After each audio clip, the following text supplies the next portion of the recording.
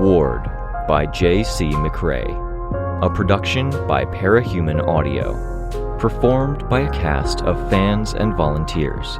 Please visit parahumanaudio.com to learn more. Thank you and enjoy.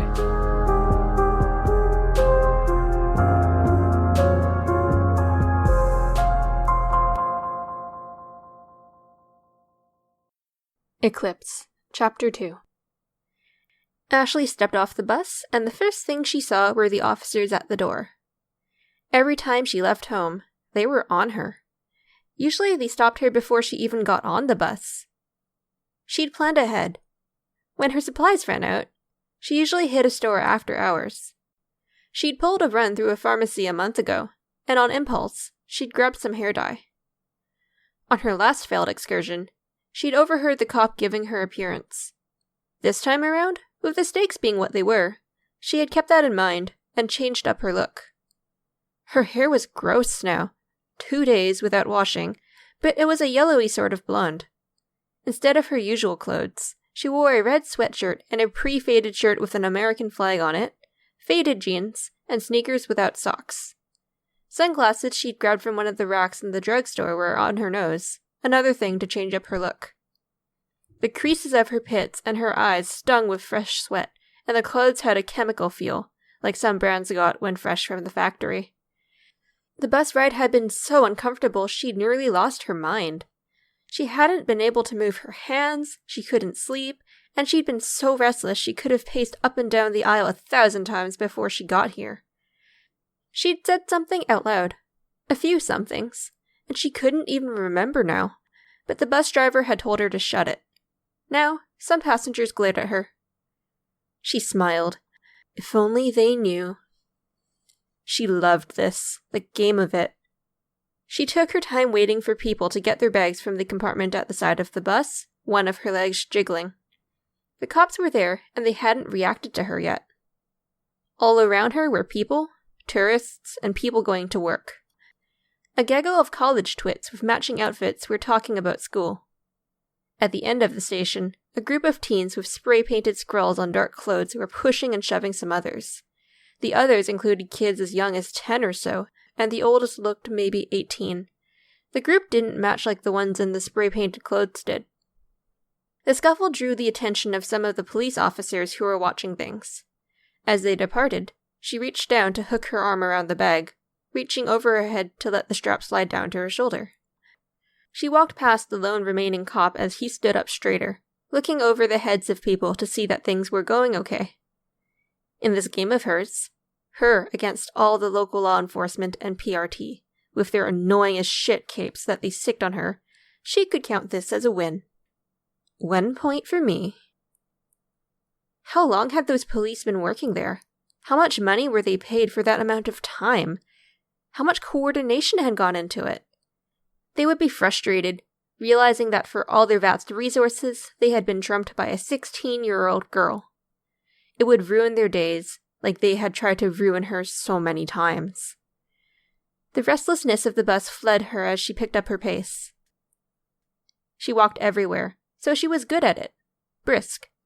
She could have chosen another exit, but she chose the one the officers had gone to. They were busy herding the kids out of the station, directing them to different ends of the parking lot. There were more spray-painted teenagers outside, with a makeshift booth, and that booth got one of the officers' attention.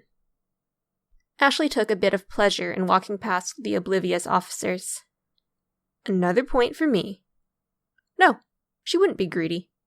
Half a point. She stretched as she walked out into the parking lot. She thought about where to go, and who to ask, and she flirted with the idea of trying to talk to an officer.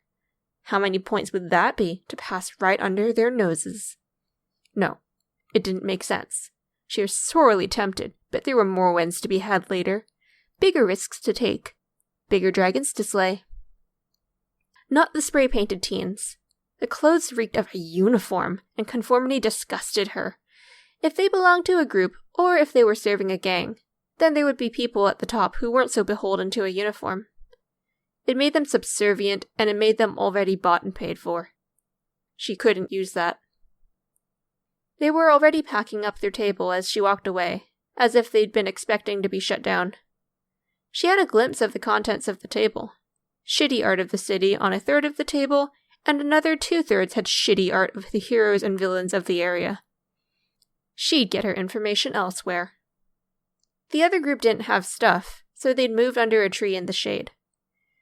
The older ones were sitting on the backs of cars or leaning against the bumpers. The youngest were at the noses of the parked cars, picking at the grass and dirt by the concrete separator. One had an ant running up his arm. The oldest was liable to be the leader, and he looked fit. "Hey," she said, making eye contact with him. "What's up?" another asked. Skinny, Hispanic, with an earring. She could remember a rule she'd heard in school. That guy with an earring in their left ear meant they were gay. Or was it the right? It had been 3 years since she'd been in school, now that she thought about it. Grade 7 felt so long ago. Whatever. If that was his thing, that was his thing. "What was that?" she asked, her head jerking in the direction of the other group. "Shit, I don't know," the earring guy said. "Randoms have been showing up all over. This used to be a hangout spot, there's an ice cream place inside, but since they showed up and started causing trouble and trying to make money off tourists, it's different." They were locals then. And the teens with the spray-painted clothes were visitors or recruits of the newbies. Good to know. "Only 2 kids allowed in the ice cream place at a time," one of the younger members in the group said. "So fucking stupid." "I heard something's going down," Ashley said. "Has been for the last few weeks," a girl said. Her hair was plaited into a braid that ran from the center front of her hairline over her head. 2 more plaits were at the side of her head. Ashley liked the makeup. "They went after the criminals, but they didn't do anything about the gangs. They went after the ones with powers." The guy with the earring added, "The local gangs are running scared. New gangs are showing up. Cops are cracking down." "You can't even keep track of it all," the oldest boy said. He was the one she'd first talked to, and he was answering for the first time. The first thing he said was to admit a weakness like that? She was less interested in him now. Not so useful. "What places are trouble?" she asked. "First time in Boston? You alone?" "Not my first time," she said. She ignored the second question. "I know neighborhoods, but not where to go or not to go." "Dorchester, Mattapan, Mission Hill," the guy with the earring said. "Places to stay away from." The girl standing next to him said, "Deathchester, Murderpan, Mission Hill." Ashley smiled. The guy with the earring said, "I hear Hyde Park is a war zone, and there's a dead stop near Boylston. You can't go there without someone starting shit." The girl said, "You only hear bad things about East Boston, but only from people who think brown or black skin is a reason to be scared." "I don't scare easily," Ashley said. "If you're looking for a place to stay, you're going to be shit out of luck. Most places are booked," the girl said. "I'll manage," she said. "You don't scare easily, you'll manage," the guy with the earring said. "You're tough, huh?" "Been on my own for 3 years now. Ran away. Fending for myself," she said, smiling. "That's so sad," the girl with the braids said. The smile fell from Ashley's face. Another member of the group who hadn't won her over now. "I manage," Ashley said. "I like the sound of Deathchester. It rubs me the right way." "Huh?" The oldest boy almost grunted the word. "You want to go to these places?" "One of them," she said. She raised her foot without bending over, and reached for her shoe, being careful with how she moved her hand. Some movements were safer than others, and some minimized movement. In a similar way, she was careful with how she stowed her money. Some in every pocket, some in between her sneaker and her foot. It made it harder to destroy too much of it if her power was in a mood. She caught a bill between index and middle finger, then held it out. "For the info. Buy some ice cream, I guess." "Yes!" one of the younger kids hooted. Earring Boy reached out. Ashley pulled her hand back at the last second. He kept his hand out. "Can any of you drive? I'll give you this, and what I'd pay a cab driver." A few glanced at the oldest boy. "Ed," Earring Boy said. When Ed looked at him, Earring Boy gave a little nod. "Sure," Ed said. "Doesn't seem smart getting in cars with boys you don't know." "I'm smarter than most," Ashley said. The negative comments were annoying her now. They didn't know anything. Things were going right so far, and she didn't need people dragging her down. "Which car?" "It's parked across the street. You pay to park here." She didn't tend to make a point of learning the names of people without powers, but there was a chance she could keep these people on. Earring Boy was Matthias, Braid Girl was C, short for Sumanna, and Ed was Ed. This was going to be the time it all came together. Ashley smiled as the door was held for her, happy she didn't have to open it. She settled in, bag at her feet, and stared out the window, studying the city. There were times she struggled, her power worked against her, and nothing went right. Those were the times she worked on surviving. She took up residence in abandoned apartments or vacant apartments that were looking for rent, and she waited out the days, keeping an ear out for the radio and an eye on the news. The overlapping sounds of each were constant from the time she woke up until the time she fell asleep, playing throughout any nap she took. The radio she'd been using for the last few months had a stiff set of knobs, and it was dangerous to try to work them and risk destroying the thing. The television was an old style that she could turn off and on with her toes, but she tended to leave it on. When she got tired of being cooped up, she went for walks, usually at night, or she raided stores for things. Then there were these times. She was in the zone. It was so rare she'd be both in the zone and have an actual opportunity. Just about every time, she was thwarted. Thwarted. It was such a good word. Heroes got in the way, something critical went wrong at the last moment, and it all went to pieces. They tried to watch her. The cops at the bus were only one instance. Each time, though, she learned. This time would be something special. Her eyes scanned the city, looking at stores, at the houses, at the bigger buildings of obscure purpose. She studied the people, who acted like nothing was happening, and she looked at the graffiti, reading it like the zigzagging letters and scrawls were the guts of a bird splayed out for augury. She'd always liked that image. The Romans had done a lot of really neat things. The documentary channel was one of the only interesting things that were on between 1 and 2 in the afternoon, and she'd seen the 3 parts of the Roman documentary 6 times each. The one about myth and the one about Caligula had been the drop-everything, skip-nothing sorts. "Ashley?" C asked, from the front seat. Ashley was stirred from her thoughts. She turned her eyes away from the window. Matthias was at the other end of the back seat, watching her. "You want to come over for dinner? My mama always makes too much, and she loves it when people like her food. It wouldn't take much convincing for me to have you over, and we're not far from Dorchester." "I'm busy tonight," Ashley said. "Sure," C said. "I thought I'd ask." Ashley shrugged. She looked at the city, trying to strategize. Run-down buildings were good. Areas without cars. There were stores she could target too, if she needed to raid some place at night. If she got hungry, or if she wound up with no clothes. Things disappeared so easily, when the wrong movement of her hands could destroy it all. The thought was dark, and it darkened further when she thought. No, not even thought. The idea that she could destroy the car and everyone in it in an instant passed through her mind. The idea of the oppressive family and a dinner table with a lot of food bothered her. She didn't know how to handle that sort of thing anymore. "What are you doing for food?" Matthias asked. She was annoyed at the question.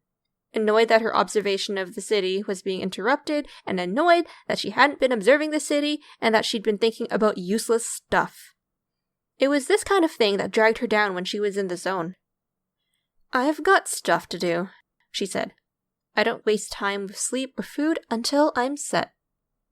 "Sure," he said. Spidery red scrawls covered surfaces on a couple of blocks with some paint on a door. A little while after, she saw a group of people that weren't wearing any red, but who were all sitting outside, trying to be intimidating. The houses in the area they passed into were more and more run down here. It reminded her of home. Not the home she'd been born into, but the home she had now. Stafford. The apartment with the radio and television, with the holes in the walls, her clothes hanging up to dry, and the little modifications she'd made to make life easier. The thoughts bothered her. She wanted to slap her cheeks, wake herself up. This was the sort of thinking that had gnawed on her on the bus. It dragged her down, and she wanted out of the car now so she could do something, haul herself up, salvage her focus, and stay in the zone. She would thrive here. She would succeed, gather allies, make and defeat enemies, and she would make a new home. She had to. Stafford would be a dim memory. "This is Dorchester," Ed said. Her focus narrowed, her eyes tracking the surroundings. Red brick buildings. Not a lot of grass. A bridge with a wooden bottom and rusty rails on the sides, only wide enough for one car to cross over. There were row houses in one area. Past the buildings to the east, she could see the water.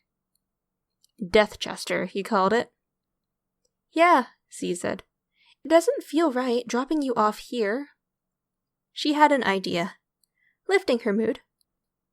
"I'll be fine. Come with and I'll show you." C made eye contact with Matthias. They tried to communicate without speaking, with one or two gestures. Ashley didn't care enough to follow. She looked out the window and said, "Anywhere near here is good." Ed pulled to a stop. Ashley felt tension in her hands as she pulled on the door handle, but nothing broke. She dragged her bag behind her, jerking her arm to bounce the strap to her shoulder. "You're just going to jack a place?" Matthias asked. "A place for now, where I can put my things. I don't need much, but running water is good. Power." There were places with boarded-up windows. A last resort. She walked down the block until she saw a sign in a window. Black, with orange letters spelling out, "For rent." There was another sign for an open house the next weekend. Good. Her pace quickened as she circled the property. The others lagged behind, talking among one another. She used her power to destroy the doorknob. "What was that?" Matthias asked. The three hadn't rounded the corner. Ashley smiled, pushing her way inside. Everything was clean, swept. There was a fridge, appliances, shitty cheap things, but they would do. She opened the fridge and found it dark and warm.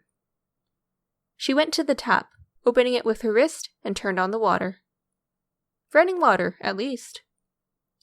"Changing," she said, dropping her bag and kicking it across the floor as she entered the bathroom that was adjacent to the kitchen. It skidded to a stop at the base of the toilet. She still smiled. "I'll be back." "You said you'd pay us for the ride?"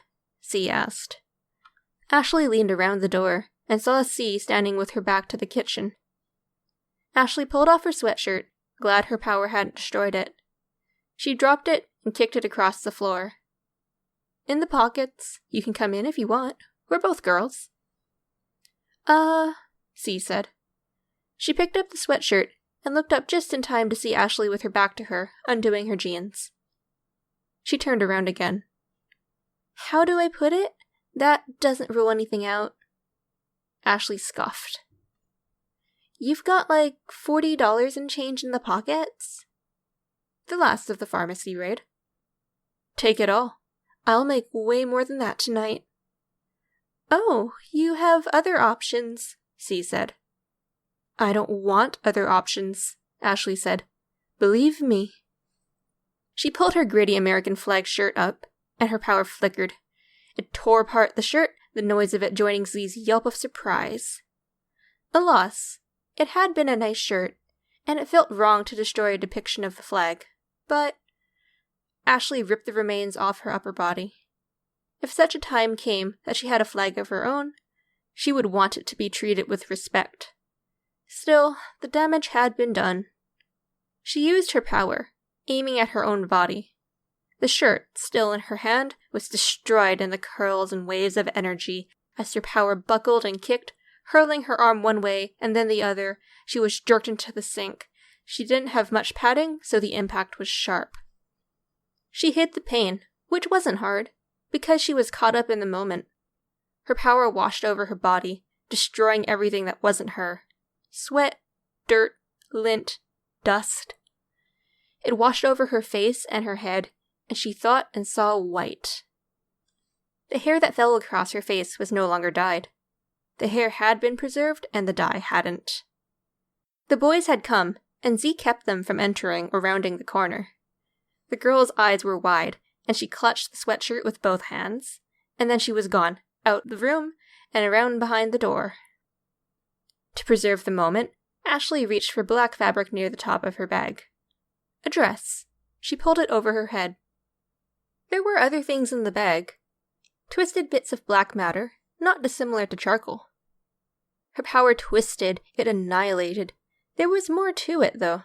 It made things swell and burst into nothing, and it made them wither. It decayed by making paint peel and wood fade and splinter. The passage of time. Halting time. Her mask was a twist of what had been part of an engine block. She'd used her power on it, to erase it from existence, and all her power had done was to kick it around and warp it slightly. The leftovers were rare to show up, needing a good combination of condensing of already dense material, and some time warping to make them work, but she collected them every time she spotted one. Many were so small she could close her hand around them, and now they littered the bottom of her bag. 2 more were like stakes or knives without edges.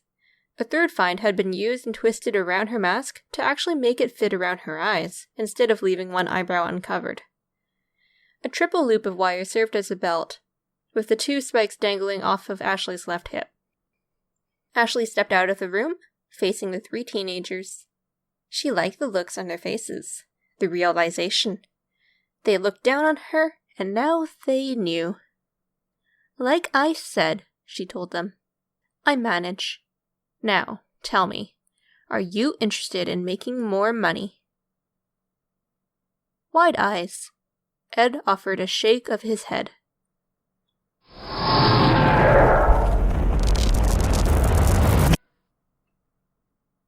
With wide eyes and a shaken head, Kenzie smiled. Ashley felt uncomfortable. She didn't have much experience with people, and her experiences with the kinds of people who could be around someone like her and smile like that hadn't been good ones. Kenzie looked between the members of the group. "No response. I hope I didn't overshare." She looked at Jessica. Jessica answered the look. "That's not for me to say. I'd encourage the group to share its feelings on oversharing, sharing, or how you feel about Kenzie's background. I think it's partially up to you to define whether you overshared," Sveta said. "Don't feel like you have to share if you don't want to." "Oh, if you're talking about boundaries, I don't think I have any," Kenzie said. "I'm broken. Tell me to stop when I feel like it.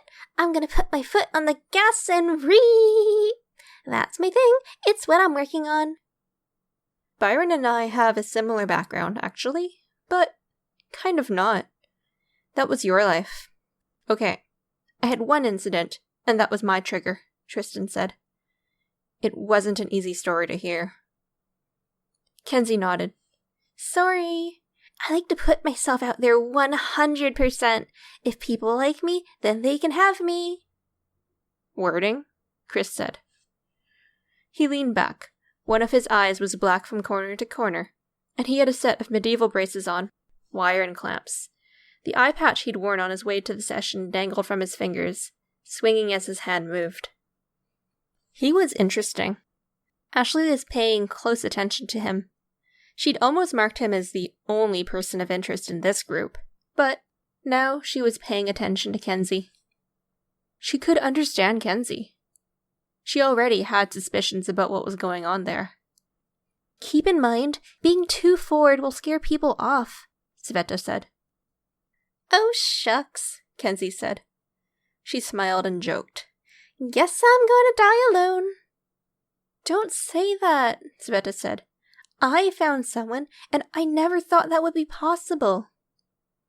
"Even the worst scumbags have someone who gravitates toward them," Ashley said. "If they have any decency, they turn those people away and stay alone."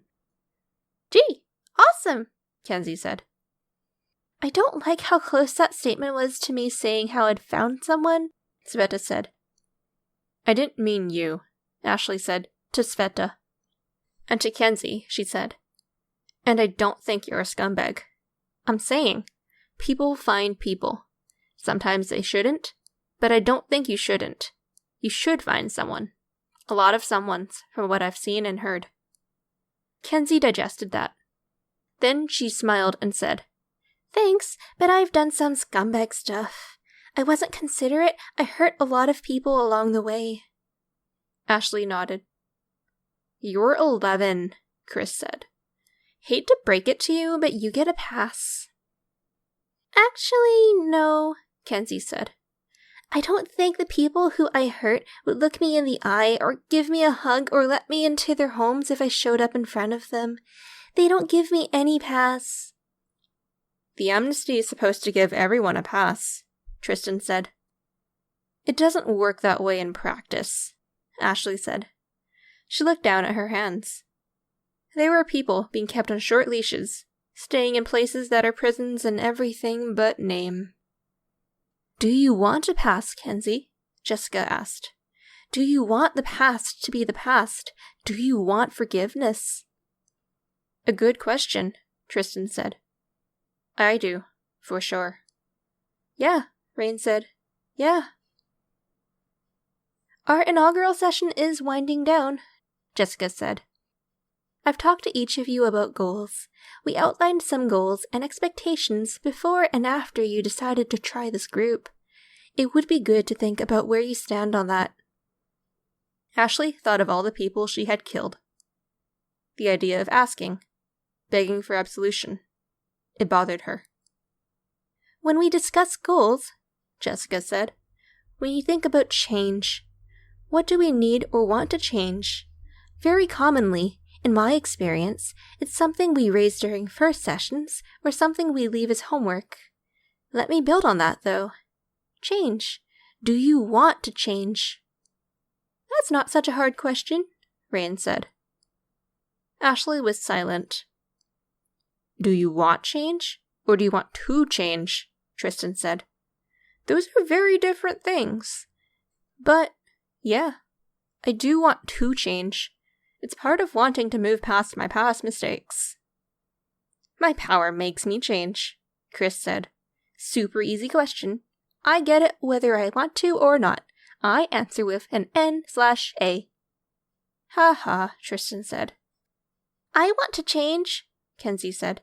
That's pretty obvious, I guess. I'm in a good place, Sveta said. Change isn't what I'm after exactly. I want to make sure I don't lose this place I'm at. Okay, Jessica said. These are all good answers. It's interesting to hear the immediate responses. Think on it. Come back to the next session with your thoughts. If you find the answer is easy, then explain it. Think of a way to say what that change looks like. The group session wrapped up. Ashley stood from her seat. Tristan talked to Sveta. They were both familiar with Weld, and Weld had dropped Sveta off. Kenzie talked to Chris. Ashley remained lost in thought. She couldn't begin to answer the second question. What the change might look like, when the first was so far beyond her.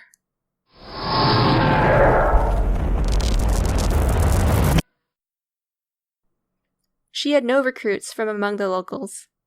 Matthias, Ximena, and Ed weren't the kind to be henchmen.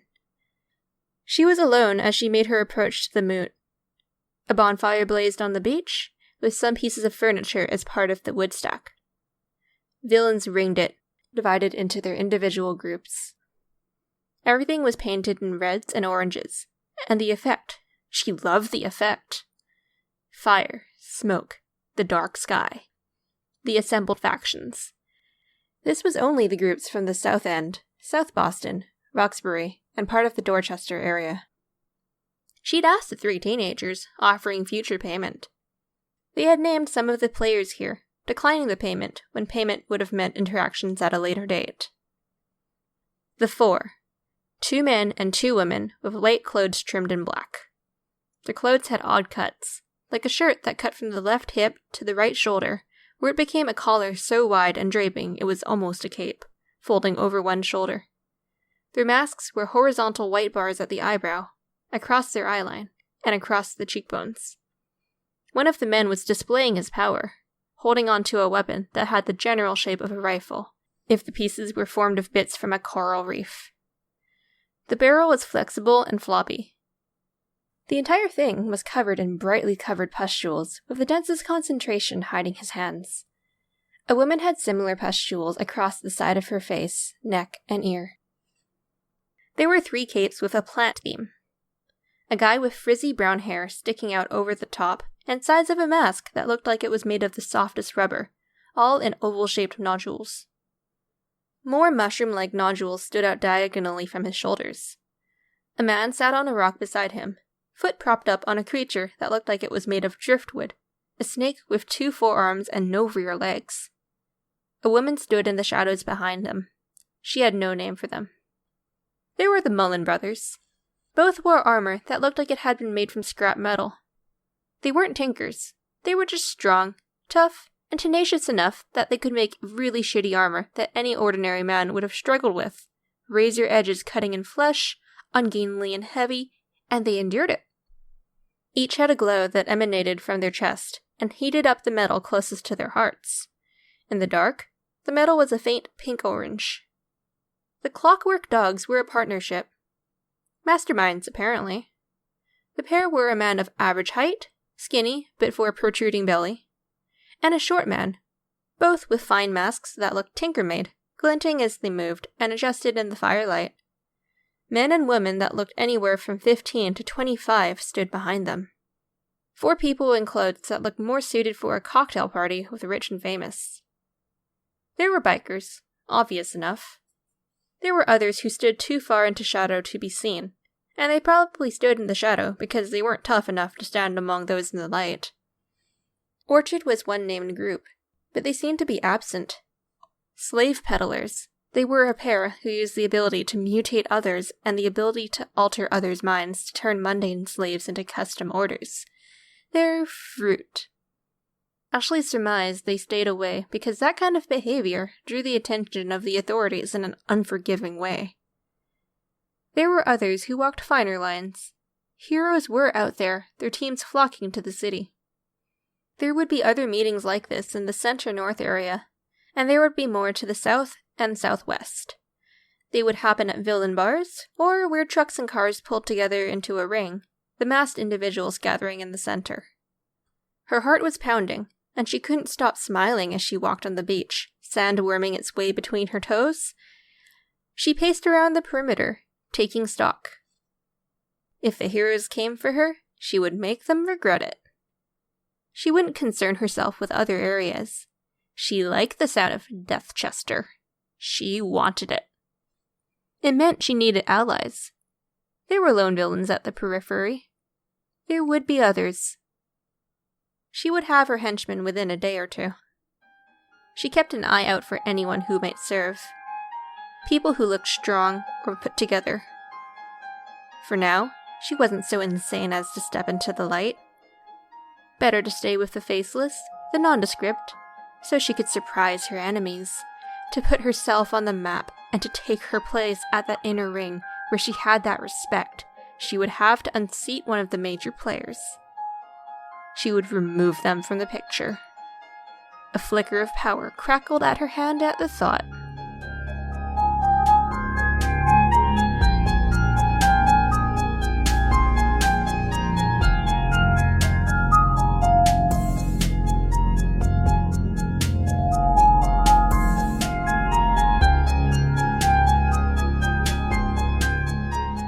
This was a production of Ward by Parahuman Audio.